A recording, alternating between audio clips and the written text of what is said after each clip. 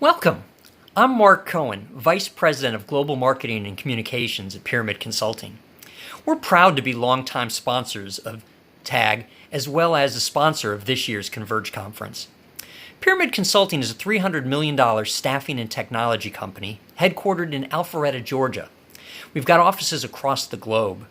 Now, Pyramid Consulting provides a full range of services to enterprise clients, from innovative startups to Fortune 500 and 1,000 companies across multiple industry verticals.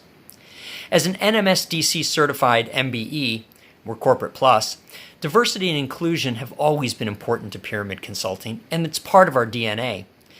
In 2019, we launched Intentionally Inclusive. This is a business imperative and consulting service aimed at helping our clients take direct actions that can increase diversity in both their contingent and full-time workforces. Now, we take it further. We move the conversation from just supplier diversity to true workforce diversity.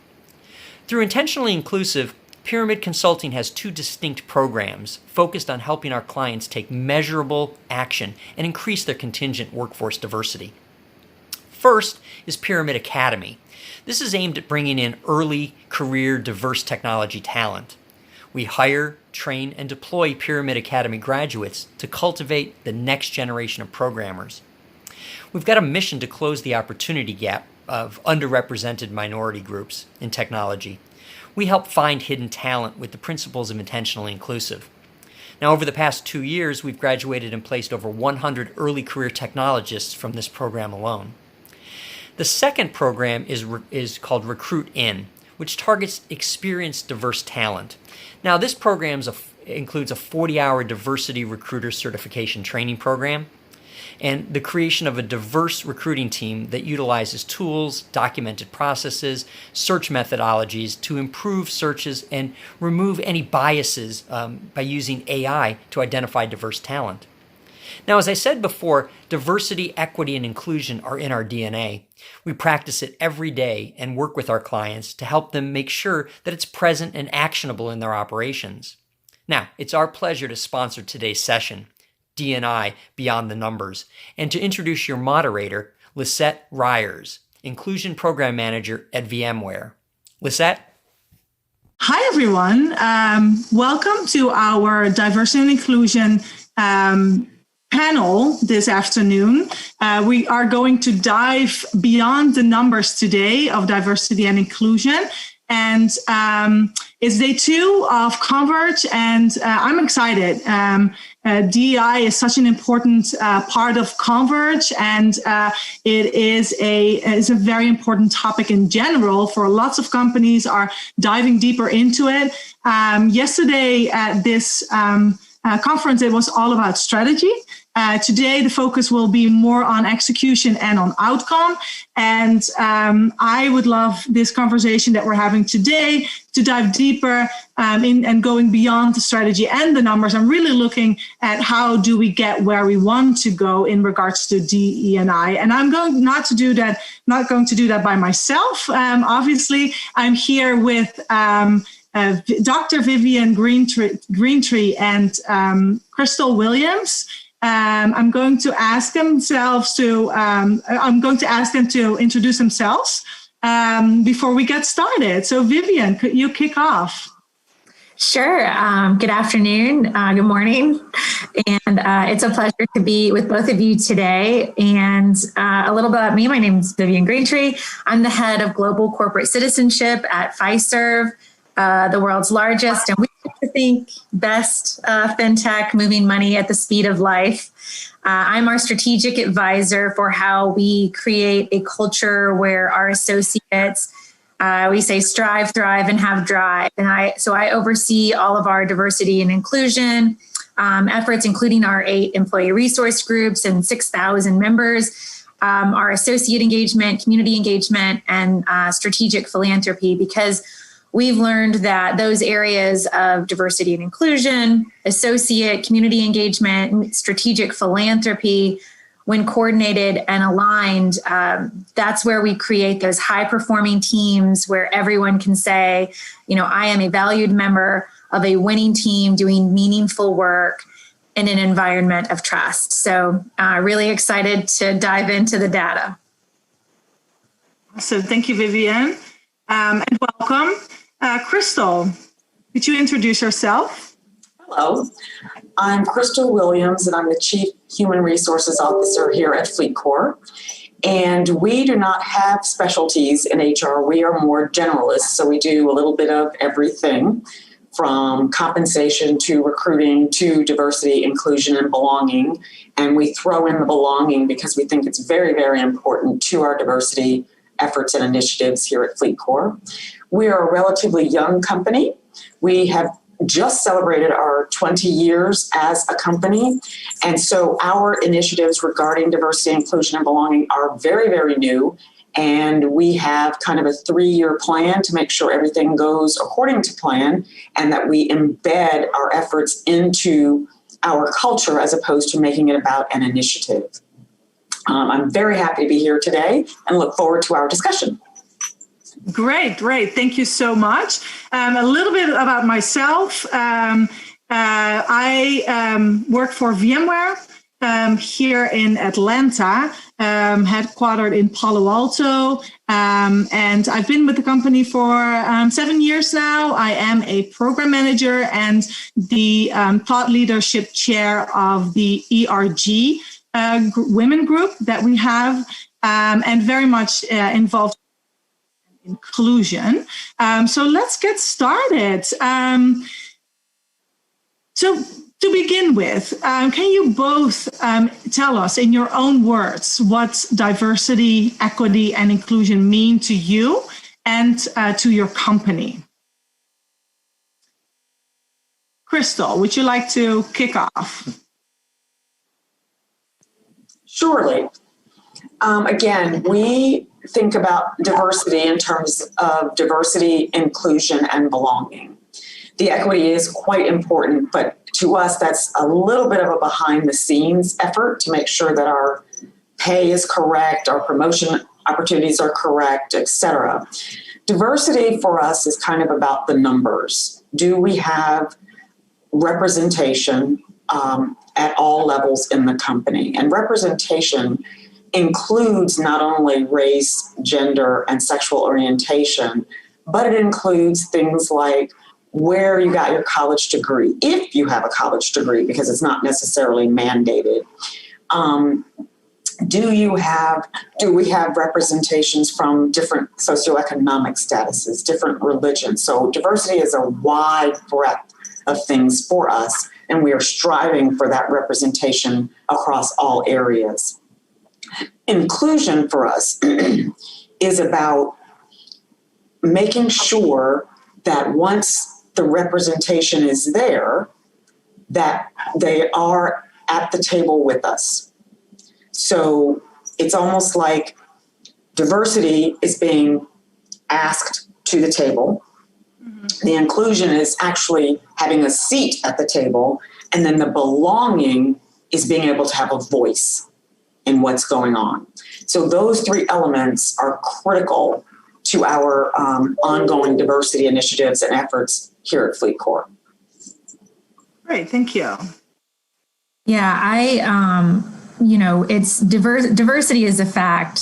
It exists like we exist, like we three exist here, like we have, it exists. Inclusion for simply it is the choice that we can make to benefit from diversity. And then belonging is the benefit, I think, that any organization, private, public, nonprofit, communities, family, and belonging is the benefit that you get when you have diversity as, a fact that exists. Equity in the sense that the systems that we create, the policies, protocols, procedures that we set up to reduce obstacles and increase access.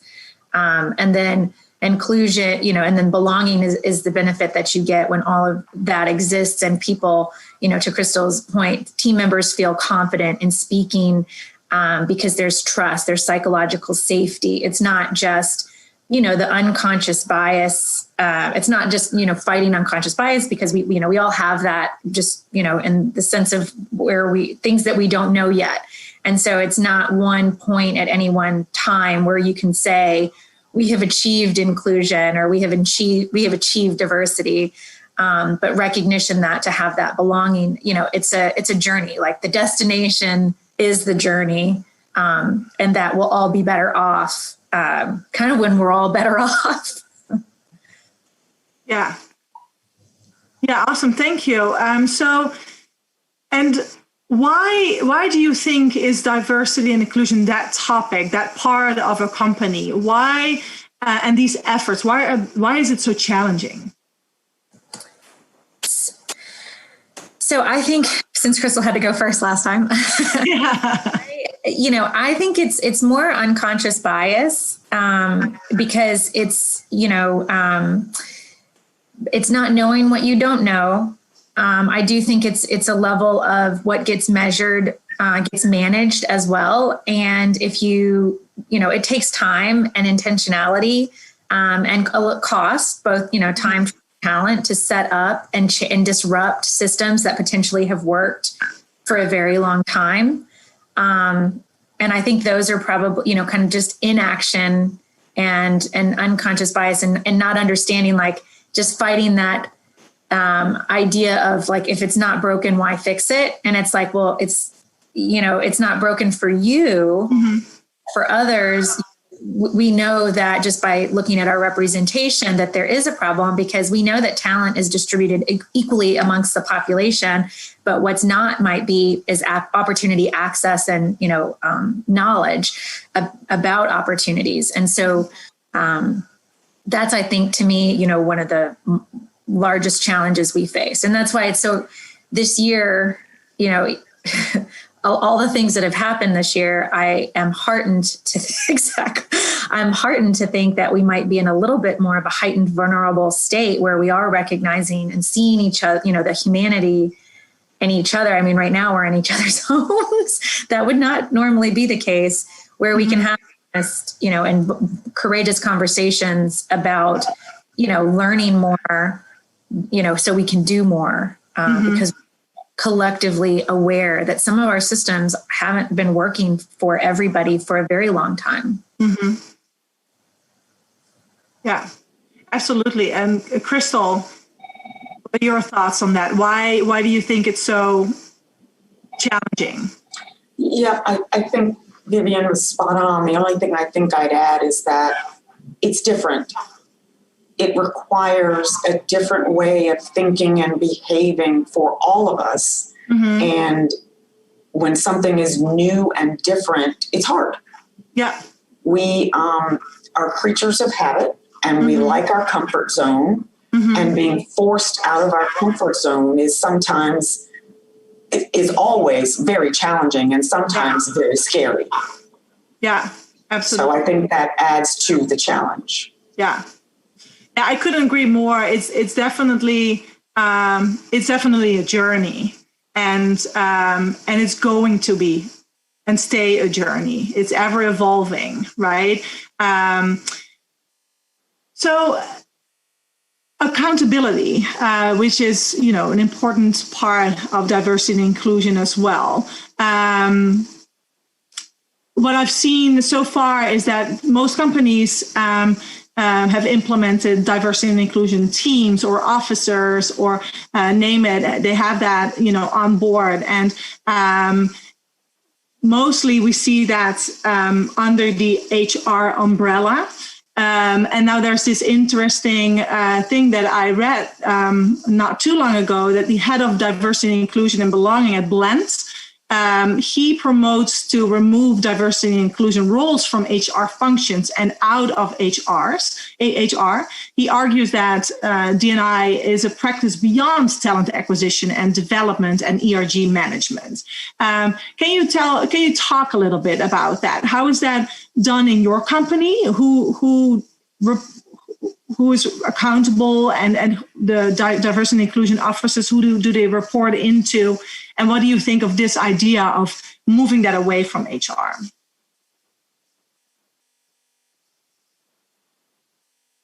Okay. I want to know what the CHRO says. Okay, Vivian, you go ahead. I said I want to know what the CHRO says to that, because that's really interesting. I will go first then. As I mentioned, we are new to this. However, our mandate actually came from the board. So it's time that we FLEETCOR think about, in light of everything that's happened this year and what's going on in the world and our own population, it's time for us to think about diversity, inclusion, and belonging. And who is accountable? The CEO is accountable and the CFO are accountable. I am leading the charge as far as strategy and execution, but without the support of the CEO and the CFO, and without their accountability, we will fail. Mm-hmm. So they are completely on board and have taken complete accountability for what it is we're trying to get done over the next 3 years and beyond with respect to diversity.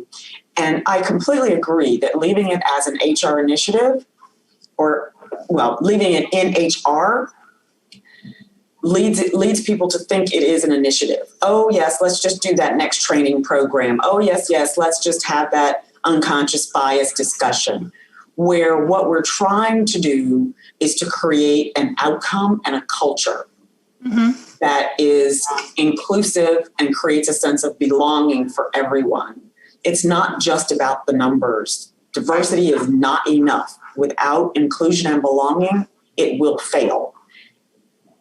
Diversity can sit with HR, but not diversity, inclusion, and belonging, which is why we have a team of executives plus me who are accountable and responsible here at FLEETCOR. Right. I like that, that outlook, because it is, on one hand, it is the numbers because you have to have the data, but it is not just the numbers, because that there's first order effects, and you do have to have your house in order on that. But then there's second and third order effects around engage. That's why it's not just it's sourcing, it's recruiting, it's knowing, application to interview to hire. It's knowing which business functions, it's retention, it's promotion, internal mobility, succession planning, which does, that's an HR function of tracking, but certainly you need the buy-in from the CEO to, your frontline sales people or operations team members and your senior leadership, and really anyone and everyone in between. I've been on, 3 calls this morning already. One was for a back to business effort with we have a grant program for small minority owned businesses, which we have the direct grants. Then we have a community investment piece. So it's from, it's across the enterprise. Then I was on one for a military corporate fellowship program where we have graduates, which I think both of your companies actually participate in. I know VMWare does, just selfishly because my husband participated in it.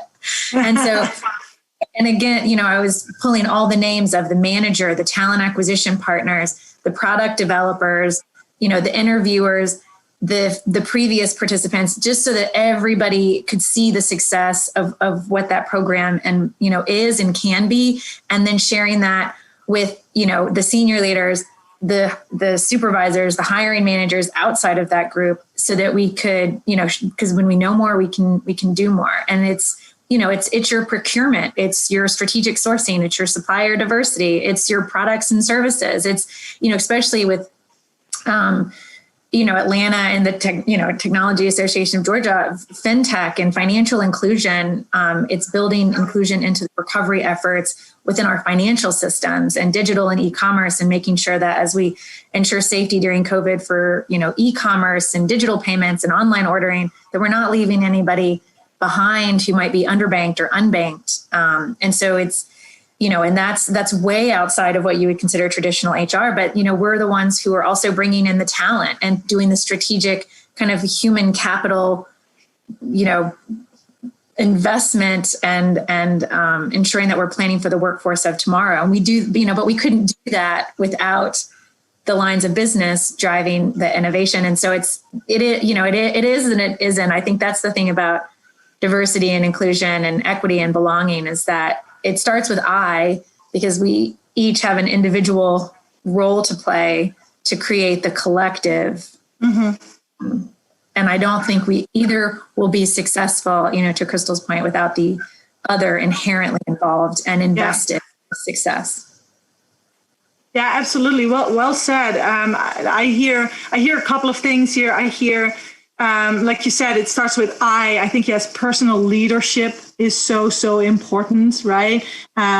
You want to do this because you genuinely believe in this and think this is the way forward, and that will dribble down in all of these. It encompasses everything, right? Diversity and inclusion is in each and every aspect of the company.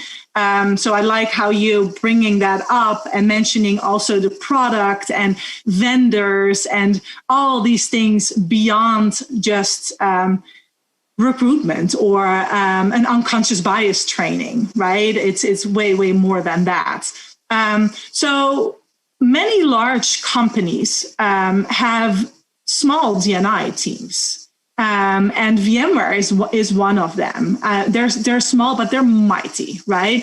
But how realistic is it to have a small team for large companies to do all this work? Because if I hear you talking, yes, it's everywhere, right? It needs focus on each and every aspect of the business. So how do you do that when you're such a small team? That's you hold everyone accountable, and you have to, there's a lot of matrix, so we have 8 employee resource groups. We have 120, we have about 20 global leaders, which, for each of the 8 ERGs. And then we have about 120 chapter leaders across, the globe. And so, and they don't all report to me. But I work with them and have calls, around the budgeting and the programming and the planning and ensuring that, our pillars are around employment, experience, and entrepreneurship. So it's, the sourcing, recruiting, onboarding, retaining, engaging, professionally developing, internal mobility. And then because of what we do to help small, businesses from Main Street to Wall Street, it's supporting small, diverse businesses and turning that passion towards creating opportunity for 10,000, small minority women, LGBTQ, veteran, owned businesses who can then hire their own workforces. Because we know that the hiring piece, we're not going to hire 10,000 people this year. And even if we could, not everyone wants to work, at Fiserv, and that's fine because we can help small, diverse businesses create success so that they can hire one person each, and that's just as successful and probably, more for us. And it is also, it's policies and procedures. And I just go back to that systems. And we've been working this year to turn this kind of inflection moment into a sustainable recovery and movement where, it's because it is, there's not one group, and I don't know, because there's not one group of people that are doing all the hiring. Right? Like it's this group that will ever shift based on the needs of your company. So you also have to look at the things that allow potential applicants to see themselves reflected in your leadership and reflected in your policies, and look at your paid parental leave. Look at your, I think, did you bring up pay equity?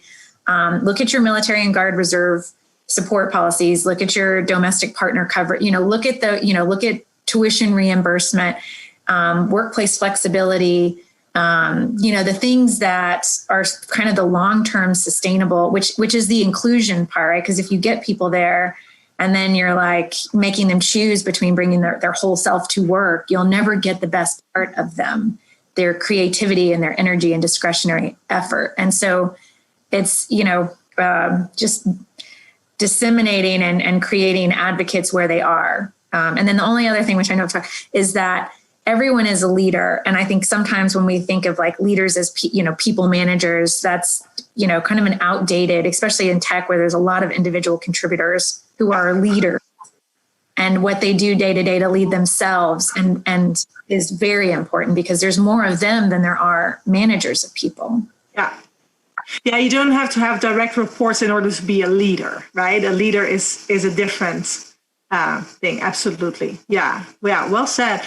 Crystal, can you share your thoughts on small D&I teams that have so much work to do?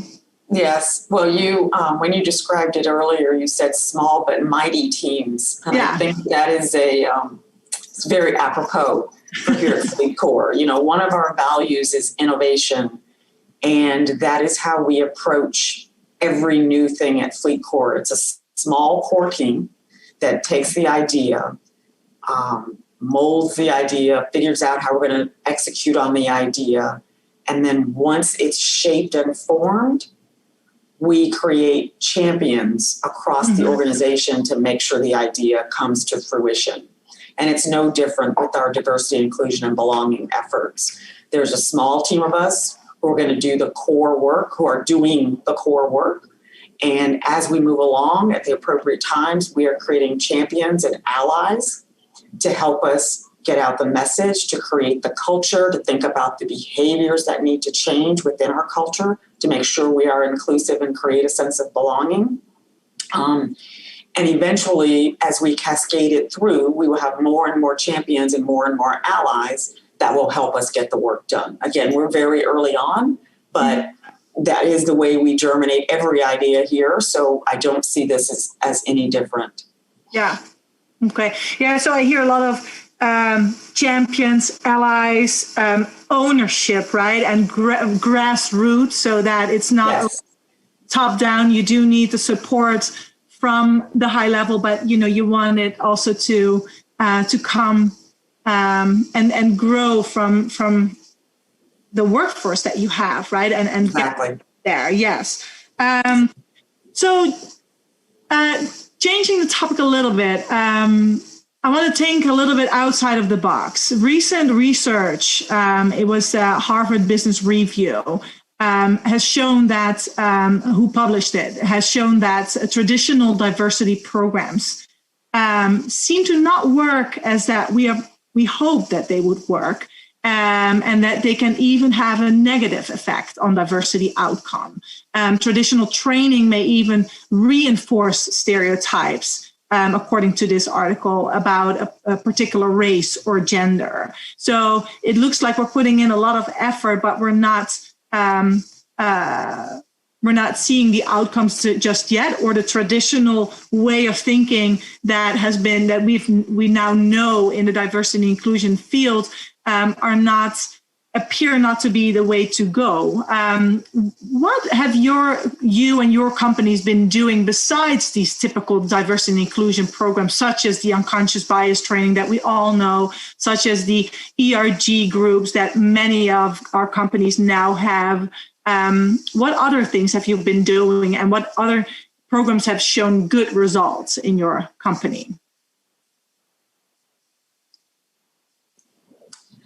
I think what's shown the most, first of all, I agree, by the way, that many traditional diversity programs focused on the numbers.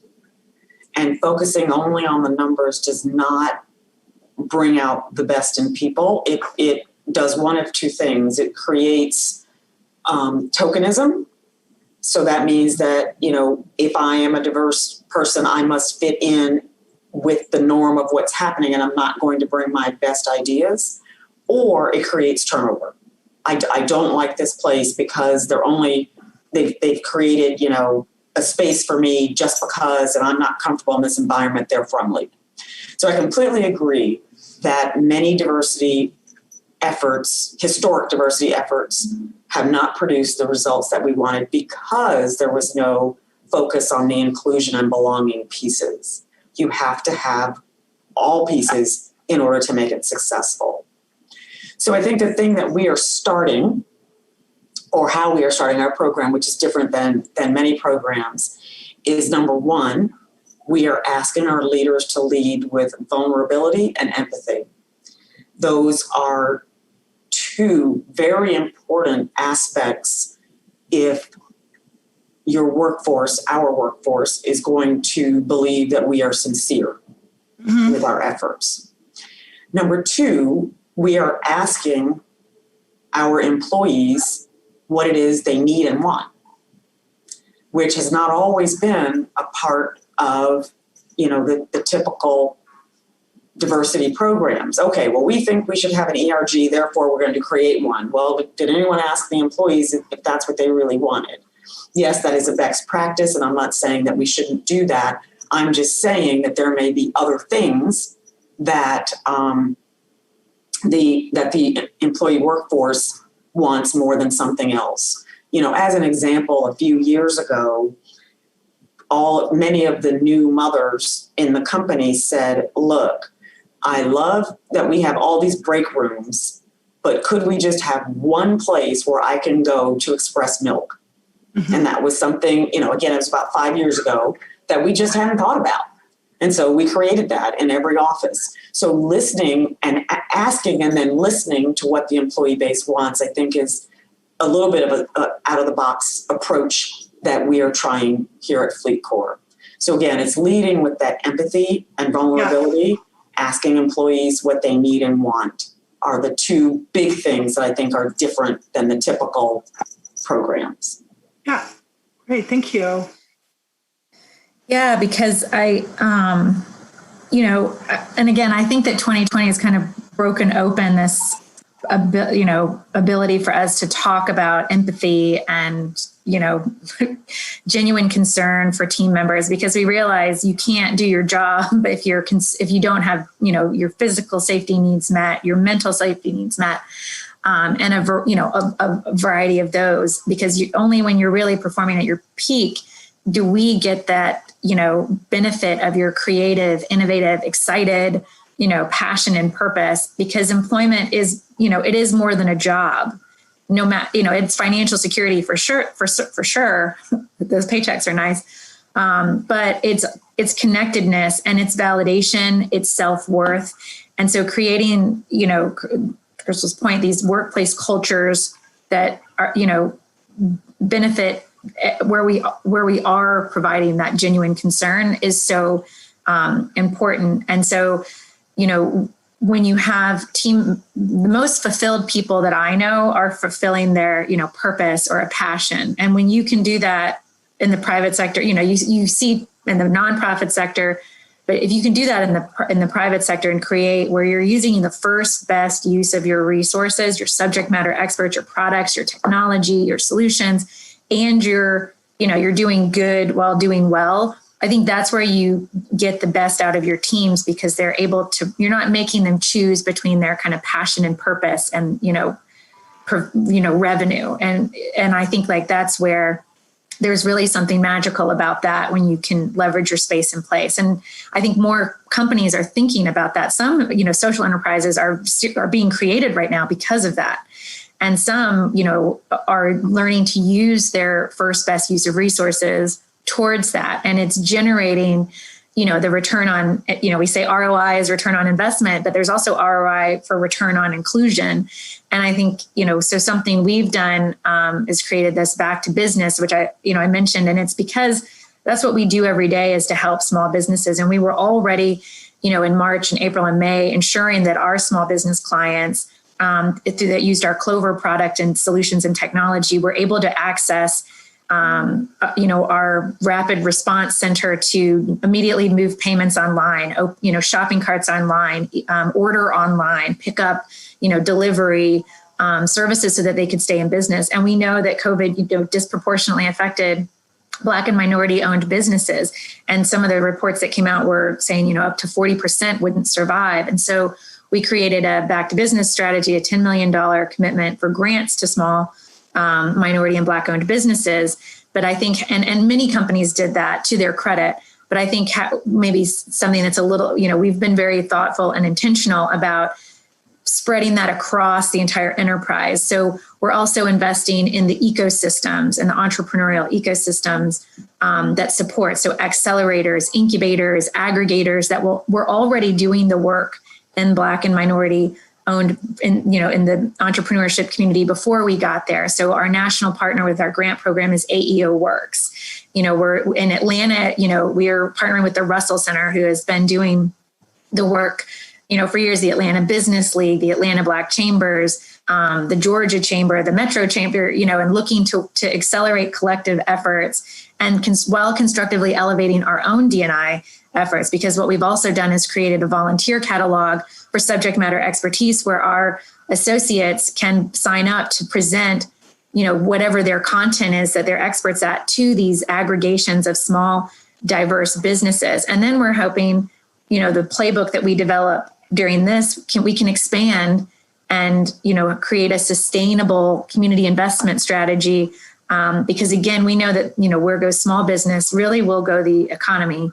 And we know that that is something that we have eminent, kind of investment into and can make or break, the way forward. And so, and Atlanta is, we're the fintech capital, the transaction alley. And I love that nickname, and I love the, choose Atlanta and come for the career and stay for the hustle. We might because it's, this is a great place to be. And if anybody should get it right, it should be Atlanta. And I think collectively, we can all be a part of that. And that's something that I think means a lot to all the companies. And if we're all frenemies or competitors and peers, I think we're definitely eminently willing to collaborate on that. Mm-hmm. Yeah. Thank you so much. And it's great to hear how holistic the approach is already, right? That it goes definitely beyond the traditional programs that we've seen so far. It sounds that you're well beyond that. And it's even, also tied into, like you just mentioning, community and broader Atlanta. I personally am a strong believer that the companies, yes, they have their own culture and they can do a lot of work, but they also, are established within a broader community, right? And if we can have that holistic approach, the outcomes will even be better. And so it's great to hear all the efforts that your company is doing. And Crystal, I specifically like what you're saying about leading with vulnerability and empathy. I think that is, it's just, it's refreshing to hear that approach, and so important, and asking employees, and listening, right? Because I think there has been a lot of asking already, but are we also truly listening?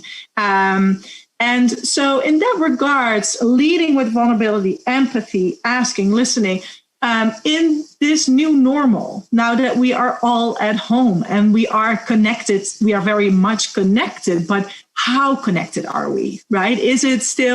Are we still able to find that connection? I mean, we're all overwhelmed. I mean, myself, I have my son at home. I have so many hats that I have to wear throughout the day. I'm happy that I can do my work, right? So how do I carve time out to make sure that I'm still truly connected and that I can put in all of that, that effort into being vulnerable, showing empathy, all of that?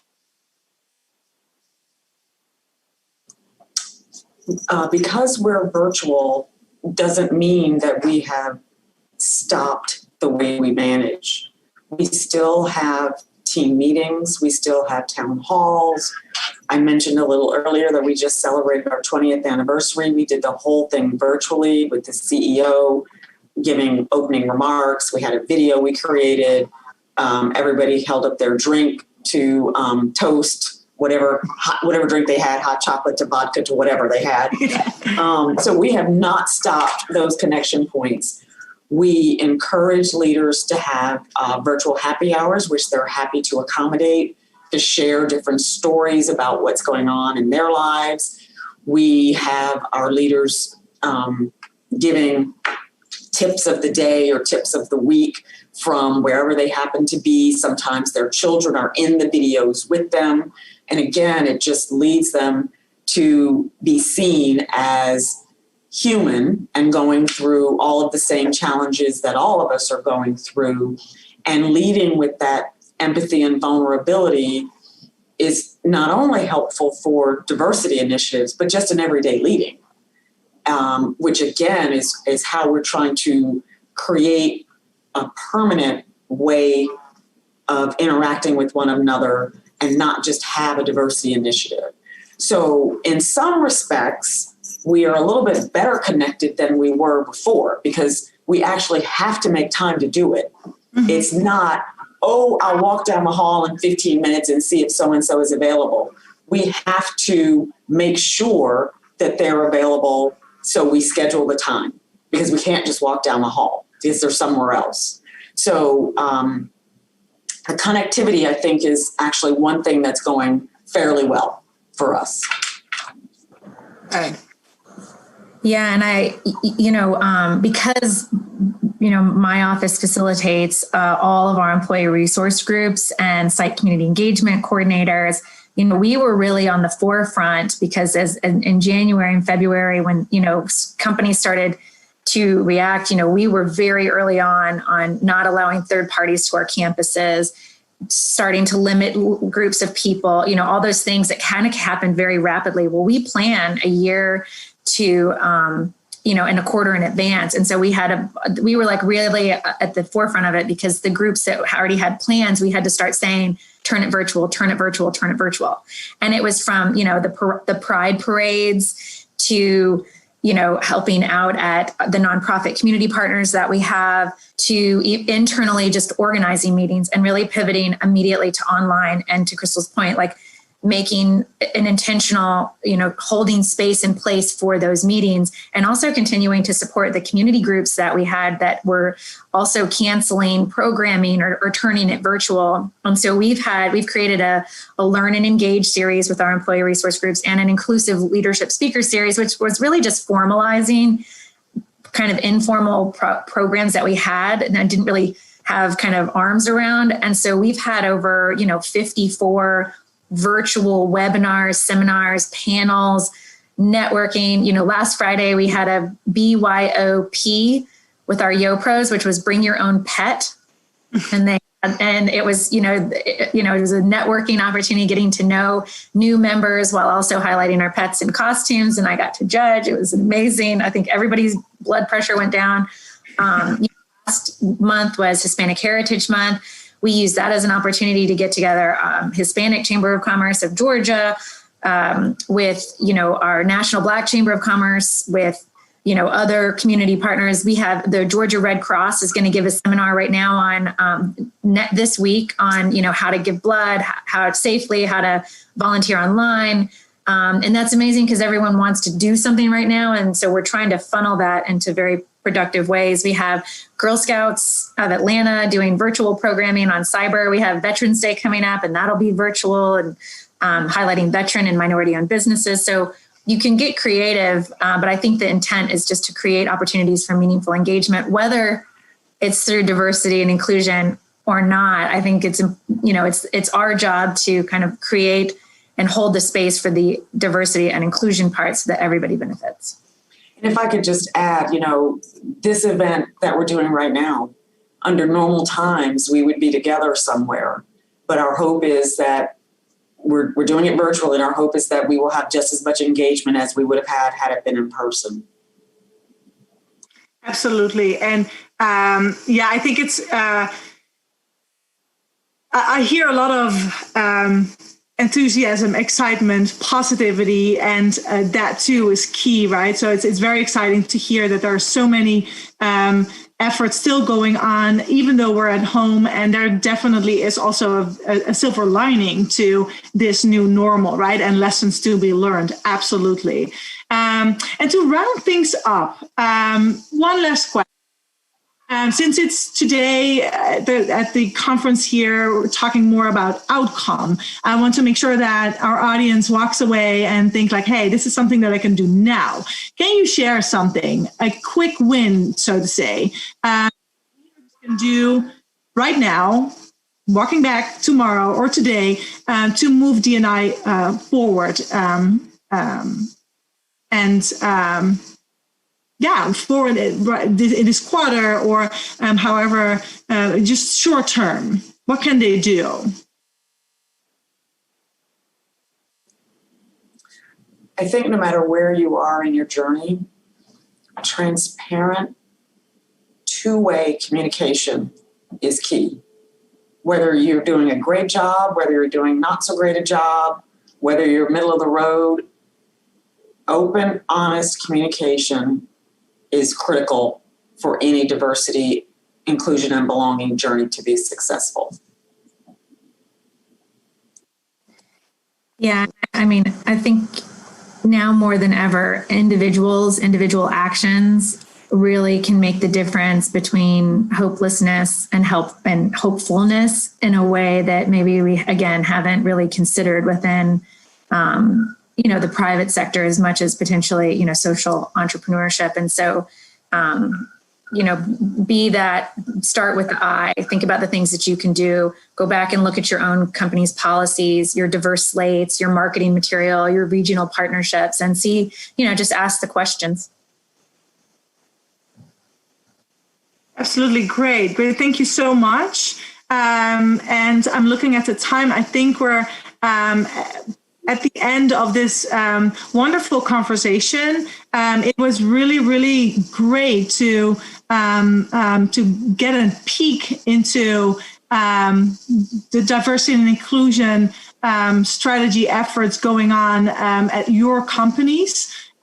It's so wonderful and so great to hear all the effort that is being put into this, and how much it's being prioritized. I hope that for the people today joining this, who are joining this conversation, step out of this inspired, maybe with some new ideas, maybe with new energy. Because I do think that's really what it takes. It does take a lot of energy. It's definitely not easy, but there are so many people out there doing the work, and that in itself is just a really, really nice thought and inspiration, I think. Thank you. Thank you.